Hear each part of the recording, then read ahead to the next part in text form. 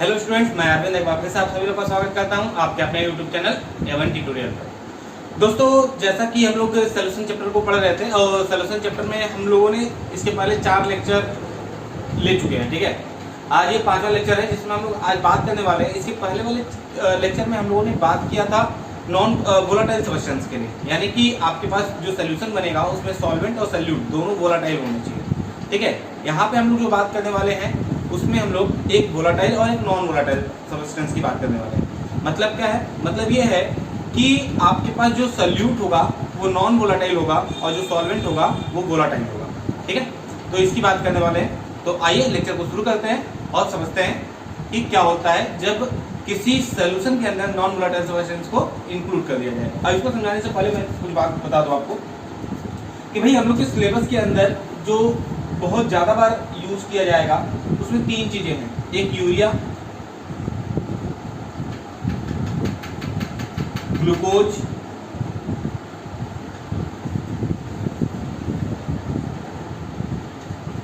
या इसी को हम C12H22O11 भी लिखते हैं। ठीक है, यूरिया हो गया, ग्लूकोज हो गया और आपका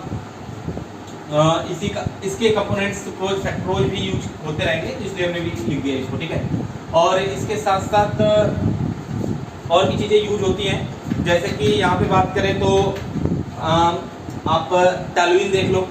ठीक है, टॉलुइन की बात कर ले या फिर आप सुक्रोज इसकी बात तो कर ही लिए, ग्लूकोज की बात कर ही लिए। ठीक है, यूरिया स्पेशली जो यूज होने वाला है स्पेशली वो यूरिया एंड ग्लूकोज है। तो आइए देखते हैं इसके बारे में कि क्या इफेक्ट आता है और क्या डिफरेंस आएंगे इसके वेपर प्रेशर में और किस तरीके से ये हमारे सॉल्यूशन के वेपर प्रेशर पर इफेक्ट दिखाएगा। ठीक है, तो आइए शुरू करते हैं और समझते हैं इन सभी चीज़ों को। तो आज की जो हेडिंग है vapour pressure of solution containing non volatile solute. Vapour pressure of solution containing non-volatile solute। ठीक है, आपको पता है ये सॉल्यूशन 2 चीजों से मिलकर बनता है, एक सॉल्वेंट से, दूसरा सॉल्यूट से। मतलब कि यदि आपको सॉल्यूशन बनाना है तो 2 चीजें आपको चाहिए, एक सॉल्यूट और एक सॉल्वेंट एंड सॉल्यूट। ठीक है, आपको पता है कि सॉल्वेंट को हम A से रिप्रेजेंट करते हैं और सॉल्यूट को B से रिप्रेजेंट करते हैं। जिसको ये नहीं पता कि भाई इसे A और B क्यों लिखा जा रहा है, वो इसके पहले वाले लेक्चर को देख के आए, जिससे कि उसको और भी ज़्यादा चीज़ें क्लियर होंगी। इसके पहले वाले लेक्चर में भी हमने राउल्ट्स लॉ की बात की थी और इस चैप्टर में मतलब इस लेक्चर में भी हम लोग राउल्ट्स लॉ की बात करेंगे और साथ में हम लोग कोलिगेटिव प्रॉपर्टी यानी अणुसंख्यक गुणधर्म के बारे में जो बात करने वाले हैं। यहाँ पर हम उसके पहले टर्म्स को पढ़ेंगे और पहले टर्म्स को समझेंगे कोलिगेटिव प्रॉपर्टी के अंदर। तो इसलिए हम कहते हैं कि जिसने इस सारी चीज़ें को नहीं समझा है वो इसके पहले वाले लेक्चर को देखें। अदरवाइज आप पूरे लेक्चर को देखोगे तो आपको चैप्टर बहुत अच्छे से क्लियर होगा और बहुत अच्छे समझ में आएगा। यदि आप 12th लेवल पे पढ़ रहे हो तो भी बहुत अच्छे से क्लियर होगा और इसके ऊपर के क्वेश्चन को भी सॉल्व करना चाहोगे, जैसे लाइक नीट रूट के एग्जाम के क्वेश्चन को सॉल्व करोगे तो भी आसानी से सॉल्व हो जाएंगे। पूरे डिटेल के साथ ये चैप्टर पढ़ाया जा रहा है, तो आप जो देखिएगा। तो आइए समझते हैं, आगे बात करते हैं। सॉल्यूशन में 2 चीजें होते हैं, एक सॉल्यूट और दूसरा सॉल्वेंट। और यहाँ पे हमने क्या कहा कि आपका जो सॉल्यूट होना चाहिए वो कैसा होना चाहिए? Non volatile. कैसा होना चाहिए? Non volatile. आप क्या समझो, हम लोग वेपर प्रेशर फाइंड आउट कर रहे हैं। क्या फाइंड आउट कर रहे हैं? Vapour pressure. वेपर प्रेशर तभी फाइंड आउट होगा जब कोई लिक्विड या सॉलिड दोनों लिक्विड है तो लिक्विड वेपर फॉर्म में कन्वर्ट हो जाए, सॉलिड है तो सॉलिड से वो लिक्विड से फिर वेपर फॉर्म में कन्वर्ट हो जाए। तो जो वेपर बनेगा तब तो वेपर प्रेशर लगेगा। लेकिन यहाँ पे आप समझो ध्यान से कि हमारे सिलेबस के अंदर जो हम बात करने वाले हैं ग्लूकोज, फ्रक्टोज या फिर यूरिया या सुक्रोज की, वो सब इतना आसानी से तो वेपराइज होते नहीं है। और जब वेपराइज नहीं होंगे तो आप एक बात समझो, मान लो कि हमारे पास एक सब्सटेंस है A, दूसरा सब्सटेंस है B, दोनों को मिला के हमने सोल्यूशन बनाया। ठीक है, अब यहाँ पे मान लो सभी सब्सटेंस A के हैं, A। ठीक है, वेपर फॉर्म में कन्वर्ट होगा। ये सभी B के हैं, क्या ये वेपर फॉर्म में कन्वर्ट होगा? मान लो यूरिया है, सपोज कर लो यूरिया है, यूरिया है। क्या ये वेपर फॉर्म में कन्वर्ट होगा? जब वेपर फॉर्म में कन्वर्ट ही नहीं होगा तो उसका वेपर प्रेशर कितना होगा? Equal to 0। Vapour pressure equal to 0, क्योंकि वेपर में जब कन्वर्ट ही नहीं होगा तो वेपर जब कन्वर्ट ही नहीं होगा तो उस कंडीशन में वेपर प्रेशर भी नहीं लगेगा, ठीक है। तो इसलिए इसके कारण जो वेपर प्रेशर होगा वो कितना होगा? 0। सर तो बात ये आती है कि सर तब जब इसका वेपर प्रेशर 0 है तो कोई इफेक्ट ही नहीं आएगा। इसका मतलब कि जो भी इसके पहले में पढ़ा है उसमें सीधे सीधे हम कहते हैं कि भाई वेपर मतलब कि जो सल्यूट है, सल्यूट के वेपर के कारण कोई इफेक्ट नहीं आ रहा है, इसलिए वेपर प्रेशर नहीं लगेगा। लेकिन आप एक चीज समझो, नहीं ऐसा नहीं है, कुछ इफेक्ट आएंगे। क्या इफेक्ट आएंगे उसके बारे में हम लोग समझते हैं। आप इसको ध्यान से समझो कि मान लो ये सबस्टेंस ए है, सभी है, इस दोनों को मिला के हमने बनाया, ये सबस्टेंस ए की, ये बी के, ए बी ए, इस तरीके से, ठीक है। अब एक चीज समझो, मतलब कि इसके पहले राउल्ट्स लॉ हमने पढ़ाया हुआ है। राउल्ट्स लॉ का कहना यह है कि आपके पास जो वेपर प्रेशर होगा, ठीक है, PA is equal to P not A into zeta of A, यही है ना। यानी कि vapour pressure of a pure substance जो होगा, vapour pressure of a pure substance उस कंडीशन में वह उसके जितने मोल्स उसमें डिजॉल्व हुए हैं उसके अकॉर्डिंग वो डिपेंड करेगा, ठीक है। अब यहाँ पे ध्यान समझो कि मान लो इसको मिला के हमने ये बना दिया, ठीक है, ये ए है सबसे ऊपर, क्योंकि भाई जो सरफेस पे होता है वही तो वेपर फॉर्म में कन्वर्ट होता है ना। मान लो कि हमने 1 लीटर पानी गर्म किया और कैसे सतह वाले, मतलब कि सपोज करो कि मान लो ये बीकर है हमारा, ये बीकर के नीचे ये पानी है, ठीक है, ये पूरा पानी भरा हुआ है, ऊपर भी पानी है, तो हम कहें कि नहीं नीचे वाला ये पार्टिकल्स पहले वेपर फॉर्म में कन्वर्ट होगा और फिर बाद में ये ऊपर वाला, ये ऐसा पॉसिबल है क्या? ऐसा पॉसिबल तो है नहीं। तो उस कंडीशन में क्या है कि भाई आप ध्यान से समझो कि जब ये ए और बी दोनों मिक्स होंगे, मिक्स होने के बाद जब इस फॉर्म में कन्वर्ट होंगे, तो इस फॉर्म में कन्वर्ट होने के बाद, इस फॉर्म में कन्वर्ट होने के बाद अब ए और बी, ए और बी, ए और बी, यानी ए तो वोलेटाइल है, ठीक है, वह वेपर में कन्वर्ट हो जाएगा, लेकिन बी नॉन वोलेटाइल है। यानी कि यहाँ पे जो ए होना चाहिए, यानी इसके नीचे ए होगा, इसके नीचे ए के पार्टिकल्स होंगे, तो अब इस कंडीशन में ये तो नहीं ना कन्वर्ट हो पाएगा, यानी कि हो सकता था कि ये ना होता बी, तो जितना टाइम में ये कन्वर्ट हो रहा है उतना टाइम में ये भी कन्वर्ट होकर निकल जाता, तो वेपर ज़्यादा बनता। लेकिन अब इसकी वजह से, इस बी की वजह से ये ए जो है वेपर फॉर्म में कन्वर्ट नहीं हो पा रहा है, यानी कि ए के वेपर में कन्वर्ट होने की मात्रा घट रही है ना, यानी कि ए को ज़्यादा वेपर बनाने के लिए ज़्यादा टाइम लगेगा, ठीक है। और जब ज़्यादा टाइम लगेगा तो उस कंडीशन में उसका वेपर प्रेशर भी तो कम होगा, क्योंकि ज़्यादा वेपर बनेगा तो ज़्यादा वेपर प्रेशर लगेगा और कम वेपर बनेगा तो कम प्रेशर लगेगा।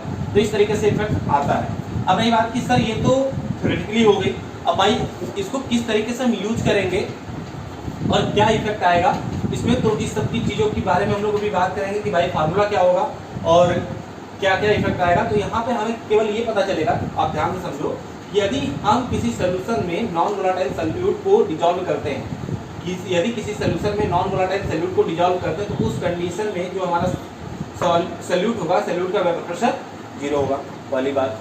दूसरी बात कि हमारा जो सॉल्वेंट है, इस सॉल्वेंट का वेपर प्रेशर जो वास्तव में था वो घट जाएगा। मतलब कि सॉल्वेंट का वेपर प्रेशर हम मान लेते हैं P नॉट A है, क्या है? सॉल्वेंट का वेपर प्रेशर क्या है? P not A। तो इस कंडीशन में हमारा PA जो होगा वो greater than P not A होगा। बात समझ में आ रही है कि नहीं? क्यों भाई? क्योंकि ये फ्रीडम में, यानी कि एक अकेले होता तो अकेले में हो सकता है इसका वेपर प्रेशर ज़्यादा बनता, क्योंकि सारे मॉलिक्यूल्स ऊपर एक ही होते और यही वेपर फॉर्म में कन्वर्ट होते। लेकिन जब ये इस फॉर्म में कन्वर्ट हो गया तो इस कंडीशन में ए के मॉलिक्यूल्स के बीच में बी के मॉलिक्यूल्स भी अटैच हो गए, जहाँ पर कि ए के मॉलिक्यूल्स बनेंगे वेपर फॉर्म में, लेकिन बी के बी होंगे जो डिस्टर्ब करेंगे इसको बनने में। तो इस कंडीशन में इसका वेपर प्रेशर जो होगा वो कम हो जाएगा और इसका वेपर प्रेशर ज़्यादा होगा। यानी कि सीधे सीधे कहें तो यहाँ पे कहने का मतलब ये है कि यदि किसी सोल्यूशन में आप नॉन वोलेटाइल सब्सटेंस को मिक्स करते हो, नॉन वोलेटाइल सब्सटेंस को मिक्स करते हो, तो उस कंडीशन में उस सब्सटेंस, मतलब कि उस सोल्यूशन का वेपर प्रेशर क्या हो जाएगा? लो हो जाएगा। ठीक है, आपको इतनी बातें समझ में आ गई होंगी, कोई दिक्कत नहीं। तो आइए फिर आगे समझते हैं और क्या कहानी है उसके लिए पूरा फार्मूला जनरेट करते हैं और समझने की कोशिश करते हैं कि किस तरीके से उसकी कहानी जनरेट होगी। आपको इतनी कहानी समझ में आ गई होगी कि भाई जब किसी सोल्यूशन में नॉन वोलेटाइल सॉल्यूट डिजॉल्व करोगे तो उस कंडीशन में उस सोल्यूशन का वेपर प्रेशर क्या हो जाएगा? डिक्रीज कर जाएगा, यानी घट जाएगा। ठीक है, तो आइए आगे बात करते हैं कि उस कंडीशन में उसके साथ क्या इफेक्ट होगा और क्या कहानी बनेगी। ठीक है, आप समझो ध्यान से इसको कि अब इस कहानी में यदि हम लोग बात करें कि क्या इफेक्ट आएगा, तो इसके पहले हम लोगों ने राउल्ट्स लॉ पढ़ा है, ठीक है, यानी इसके पहले वाले लेक्चर में हमने राउल्ट्स लॉ पढ़ा है। तो राउल्ट्स लॉ को पढ़ा है, तो वहां पे राउल्ट्स लॉ क्या कहता है? राउल्ट्स लॉ हमसे ये कहता है कि भाई यदि कोई सोल्यूशन है, यदि उसका वेपर प्रेशर P है या P नॉट A है या PA है, ठीक है, तो हम मान लेते हैं कि हमारे पास जो सोल्यूशन है, सपोज करते हैं कि हमारे पास जो सोल्यूशन मिला A और B दोनों मिक्स करके मिला था ना, A और B दोनों का जो सोल्यूशन मिला था उसका वेपर प्रेशर क्या है? PA है। यदि अकेले होता तो P नॉट A होता, या B केवल अकेले होता तो P नॉट B होता, लेकिन दोनों मिक्स है तो ये हमने PA मान लिया। अब ये बात की सर PA क्यों मान रहे हो, तो PA मानने का रीजन ये है क्योंकि B तो जीरो है ना, यदि B, क्योंकि B तो नॉन वोलेटाइल है, और नॉन वोलेटाइल है तो वेपर फॉर्म में कन्वर्ट ही नहीं होगा, और वेपर फॉर्म में कन्वर्ट नहीं होगा तो इसका वेपर प्रेशर क्या होगा? जीरो होगा। प्योर बचा किसी कारण? एक ही कारण, इसलिए हमने PA मान लिया। और आप जानते हो कि PA proportional to zeta A, ये फार्मूला पढ़ा है, इसी को राउल्ट्स लॉ कहते हैं, जिसको प्रूव करके आप लोगों ने लिखा था PA is equal to K zeta of A, ठीक है, जिसको एक लाइन और बढ़ा के हम लोगों ने लिखा था PA is equal to P not A into zeta of, ठीक। आई होप आपको इतनी बातें क्लियर हो गई होगी, ठीक है। ये हमने इसके पहले वाले में भी बात की हुई है कि ये किस तरीके से आता है और कैसे आता है। तो आप लोग यदि पिछला वाला वीडियो नहीं देखे हो तो वहां जाके देखो जरूर से, और आपको अच्छे से क्लियर हो जाएगा। आई होप आपको इतनी बातें क्लियर हो गई होंगी। तो आइए आगे शुरू करते हैं और आगे समझते हैं कि अब इस कंडीशन में इसके साथ क्या इफेक्ट होने वाला है, ठीक है। सब देखो भाई, ये तो इस कंडीशन में है ना, लेकिन अब इसको थोड़ा सा और समझते हैं कि ये काई ऑफ ए जो है, सॉरी जीटा ऑफ ए जो है, इस जीटा ऑफ ए को हम क्या लिख सकते हैं? आप एक चीज समझो, मोल फ्रैक्शन ऑफ ए है ना, zeta of a mole fraction of a. आपको एक फार्मूला पढ़ाया गया था कि यदि कोई दो सब्सटेंस है, दो सब्सटेंस का मोल फ्रैक्शन निकालो और उसे ऐड करो तो 1 के इक्वल होता है। तो क्या हम इसको इस तरीके से भी लिख सकते हैं क्या? PA is equal to P not A bracket में 1 माइनस जीटा ऑफ B लिख सकते हैं? बिल्कुल लिख सकते हैं भाई। क्यों? क्योंकि zeta of A plus zeta of B equal to 1 के इक्वल होगा। चलो भाई इसको हम यहाँ समझा देते हैं। Zeta of A plus zeta of B is equal to 1, ये हमने प्रूव भी किया हुआ है पिछले वाले वीडियो में, इसलिए वहां जाके आप देख लीजिएगा। इसको कैलकुलेट करेंगे तो PA is equal to P not A multiply कर देते हैं P not A minus P not A into zeta of B, ठीक है।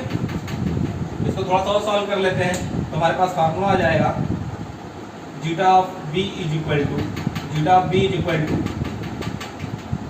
P not A minus PA upon P not A, ये फार्मूला मिलेगा। यानी zeta of B is equal to P not A minus PA upon P not A। P not A क्या है और PA क्या है ये आपको पता ही है। P नॉट A जो है pure vapour pressure, vapour pressure of pure substance, and PA क्या है? वेपर प्रेशर ऑफ सॉल्यूशन, ठीक है। आई होप आपको इतनी बातें क्लियर होगी। अब zeta of B is equal to P not A minus PA upon P not A, ये आपने पढ़ लिया, ठीक है। ये जो फार्मूला हमें मिला ये आपके कम्युलेटिव प्रॉपर्टी का, कोलिगेटिव प्रॉपर्टी का पहला टॉपिक है, जिसे हम कहते हैं रिलेटिव वेपर प्रेशर, ठीक है। क्या कहते हैं? रिलेटिव वेपर प्रेशर, या इसको कहते हैं रिलेटिव कोलिगेटिव प्रॉपर्टी का पहला एग्जांपल है, जिसे मतलब कि ये पहली टॉपिक है जिसे हम रिलेटिव वेपर प्रेशर भी कहते हैं, ठीक है। आई होप आपको इतनी बातें समझ में आ रही होंगी, ठीक है। अब इसको ध्यान से आप समझो कि ये कोलिगेटिव प्रॉपर्टी का पहला टॉपिक है, जिसके बाद अभी हम लोग और भी बातें करेंगे, क्वथनांक उन्नयन का, हिमांक अवनमन का, ये सारी बातें करेंगे, ठीक है। लेकिन फिलहाल ये समझो। अब इसमें कुछ क्वेश्चंस भी आते हैं, तो आइए इसको और अच्छे समझने के लिए इसको क्वेश्चन कर लेते हैं और फिर समझते हैं कि किस तरीके से क्वेश्चन इस पे एप्लीकेबल होता है। क्योंकि सबसे ज़्यादा क्वेश्चन यदि बोर्ड एग्जाम में यदि कहीं से आते हैं तो आपके कोलिगेटिव प्रॉपर्टी से ही आते हैं और उस के गुणधर्म से ही आते हैं, और ये बहुत ही इंपॉर्टेंट है, ठीक है। तो आइए समझते हैं कोलिगेटिव प्रॉपर्टी से, ठीक है। इसको और एक नाम दिया जाता है, मतलब कि अणुसंख्यक गुणधर्म के अंदर इसको बात करें तो रिलेटिव लोअरिंग वेपर प्रेशर भी कहते हैं इसे, ठीक है। तो आइए समझते हैं कि अगली टॉपिक क्या है और क्या कहना चाहते हैं। वही देखो आप ध्यान से कि यदि कोई टॉपिक हम लोगों ने पढ़ लिया और उस टॉपिक को पढ़ने के बाद उसके कॉन्सेप्ट कितने क्लियर हुए उस चीज को समझना है, तो सबसे इंपॉर्टेंट चीज है कि उस पर न्यूमेरिकल कर लिया जाए, ठीक है। तो अभी हम लोगों ने फॉर्मूला ड्राइव किया, zeta B is equal to P not A minus P A upon P not A, ये फॉर्मूला जनरेट किया, ठीक है। अब इस पर कुछ क्वेश्चन लगा लेते हैं। आप लोग एक बात याद रखना कि जरूरी नहीं है कि क्वेश्चन इसी फॉर्मूले पे लगे, ठीक है। इसके पहले भी जो पढ़ा है वो सब भी माइंड में होना चाहिए, क्योंकि हो सकता है कि क्वेश्चन 2-3 मेथड से लगते हो, ठीक है। और हम लोग को पता ना हो, हम लोग लेंदी मेथड को उस पर अप्लाई कर दे और लेंदी मेथड को अप्लाई कर दे, उसके बाद पता चले कि नहीं भाई इससे इजी मेथड से लग सकता था और लेंदी मेथड को यूज करने के बाद हमारा क्वेश्चन सॉल्व ही नहीं हो पा रहा है, ठीक है। तो ये सारी समस्याएं आ सकती हैं। तो आइए क्वेश्चन करते हैं, इस टॉपिक में कुछ क्वेश्चन करते हैं और क्वेश्चन को पहले कुछ थोड़ा सा समझ लेते हैं कि अभी हम लोगों ने एक फॉर्मूला ड्राइव किया जिसको हम लोगों ने पढ़ा कि relative lowering in vapour pressure, ठीक है। Relative lowering in vapour pressure, ठीक है। इसके लिए हम लोगों ने फॉर्मूला ड्राइव किया क्या, zeta B is equal to zeta B, B क्या है, बी आपको पता होगा सॉल्यूट एंड सॉल्वेंट, दो चीजें होती है ना। तो बी क्या है, आप एक ही से लिखते हो भाई, ध्यान से समझो। यदि आपका ये सॉल्यूशन है तो सॉल्यूशन में ये सॉल्वेंट लिखते हो, ये सॉल्यूट लिखते हो, और जो सॉल्यूट होता है उसे आप बी लिखते हो, जो सॉल्वेंट होता है उसे आप ए लिखते हो। तो इस बात को याद रखना, क्योंकि यहाँ पे आप ए और बी के साथ हम लोग खेलने वाले हैं, ठीक है। तो ए और बी के साथ खेलने वाले हैं तो आपको ये पता होना चाहिए कि ए क्या है और बी क्या है। ए आपका सॉल्वेंट है और बी आपका सॉल्यूट है, ठीक है। तो zeta B is equal to N solute upon N solute plus N solvent, ठीक है। इसको दूसरे तरीके से लिखा जा सकता है, zeta B is equal to N B upon N A plus N B, ठीक है। आप इतनी बात को माइंड में रखे रहिए और ये बात आप माइंड में रखे रहोगे तो आपको न्यूमेरिकल सॉल्व करने में बहुत ही आसानी होगी। तो आइए पहले क्वेश्चन को देखते हैं और पहला क्वेश्चन क्या कहता है उसके बारे में समझते हैं, ठीक है। तो क्वेश्चन भाई हमको मिटाना पड़ेगा, ठीक है। तो आइए मिटाते हैं इसको और इस फॉर्मूले को आप माइंड में रखे रहिएगा, तो उस कंडीशन में हम क्वेश्चन को आसानी से सॉल्व कर पाएंगे। तो आइए क्वेश्चन समझते हैं, क्वेश्चन क्या है, क्वेश्चन के बारे में थोड़ा सा जानकारी देते हैं। क्वेश्चन ये है कि the vapour pressure of water is 16 mmHg at some temperature, ठीक है। The vapour pressure of water, the vapor pressure of water 60 mmHg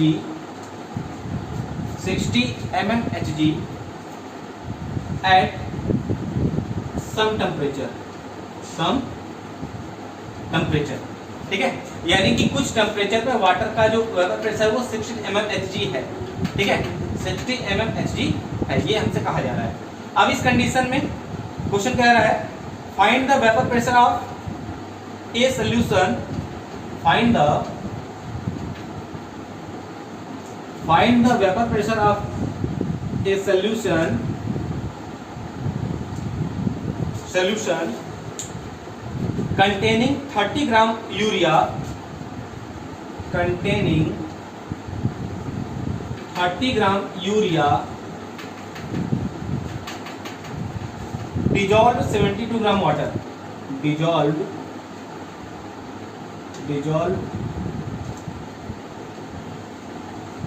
72 gram of water, ठीक है।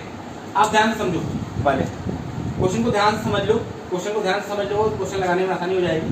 The vapour pressure of water 60 mmHg, vapour pressure of water दिया हुआ है 60 mmHg at some temperature, कुछ temperature पे, कितना टेम्परेचर पता नहीं।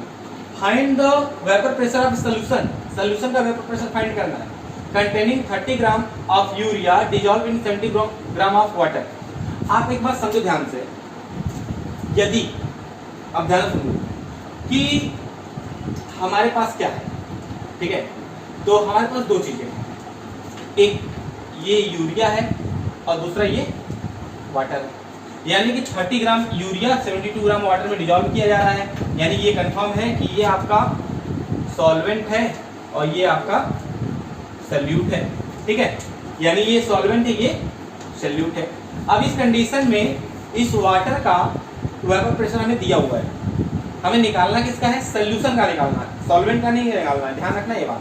सोल्यूशन का वेपर प्रेशर कितना होगा ये निकालना है, ठीक है। सोल्यूशन का वेपर प्रेशर इसके पहले वाले टॉपिक में भी हमने बताया कि पी ए रिप्रेजेंट करते हैं और पी ए इक्वल टू होता है पी नॉट ए इंटू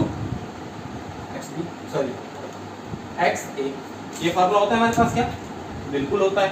जहां पर पी नॉट ए हमें दिया हुआ है, वेपर प्रेशर ऑफ वाटर दिया हुआ है, क्या जाहिर सी बात है ए क्या होता है, सॉल्वेंट होता है, सॉल्वेंट वाटर है, हमारे सॉल्वेंट का वेपर प्रेशर दिया हुआ है, लिख लो सीधे सीधे इनटू एक्स ए चाहिए हमें ना, ए हमें चाहिए, ठीक है, ए हमें चाहिए। अब ध्यान से समझो एक्स ए कब निकलेगा, तो यानी mole fraction of X A निकालना हो तो mole fraction of X A यानी कि N A upon N A plus N B 60 into N A mole upon molecular sorry weight upon molecular weight, ठीक है। तो आप ध्यान से समझो ए क्या है, ए हमारा जो है वो वाटर है, तो वेट अपन मॉलिक्यूलर वेट तो दिया हुआ है ना, वेट 72 ग्राम और मॉलिक्यूलर वेट कितना है वाटर का, आप देखो ध्यान से H2O 2 into 1 plus 16 equal to कितना आ जाएगा 18, रख लो upon 72 upon 18 plus NB urea 30 gram weight upon molecular weight urea. तो अब भाई इसके लिए आपको क्या जानना है, मॉलिक्यूलर फार्मूला इसके पहले भी हमने बताया हुआ है कि कितना होगा, फिर भी आप निकाल लेते हो NH2CO NH2 nitrogen 14 into 2 plus carbon 12 plus oxygen 16 plus 4 into 1, यही होगा 14 टू 28 प्लस 12 प्लस 16 प्लस 4 कितना हो जाएगा 28 प्लस 12 40 और प्लस 20 यानी 60, कितना हो जाएगा 60। आप इसे कैलकुलेट कर लो, टोटल ओवरऑल कैलकुलेट करने पे क्या आएगा 60 इंटू 4 1, ये भी आ जाएगा 4 1, ये आ जाएगा 2, ठीक है, यानी कि 4/1 अपान 4/1 प्लस 1/2। आप इसे कैलकुलेट करोगे, हम इसे इरेज कर दे रहे हैं, आप इसे कैलकुलेट करोगे ध्यान से तो आपको टोटल मिल जाएगा P A is equal to क्या मिल जाएगा 60 इंटू 4 अपान, इसे कैलकुलेट कर लेते हैं तो एलसीएम हो जाएगा 2 8 plus 1 upon 1 is equal to हो जाएगा P A is equal to 60 into 8 upon 9, ठीक है। आप इसे कैलकुलेट कर लो 3 3 जा 9 20, ठीक है। तो P A is equal to हो जाएगा, इसे आप कैलकुलेट करोगे 26.67, आप इसे कैलकुलेट करोगे 6.67 इंटू 8 कितना आ जाएगा 8 7 जा 56 को 6 रिमाइंडर 5 8 6 जा 48 और 5 कितना हो जाएगा 53 5 रिमाइंडर फिर हो जाएगा 43, 2 डिजिट पे डेसिमल लगा दो, यानी पी ऑफ ए कितना हो जाएगा 43.36। लेकिन आपको एक बात समझ में आनी चाहिए कि ये पी ऑफ ए जो आप निकाले हो, पी ए जो निकाले हो क्या है, vapour pressure of A solution, vapour pressure of A solution, ठीक है। कैलकुलेशन ठीक है ना भाई,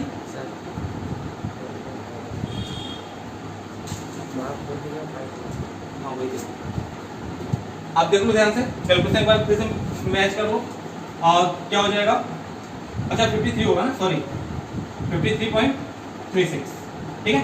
ये आपका आंसर आ जाएगा MMHG।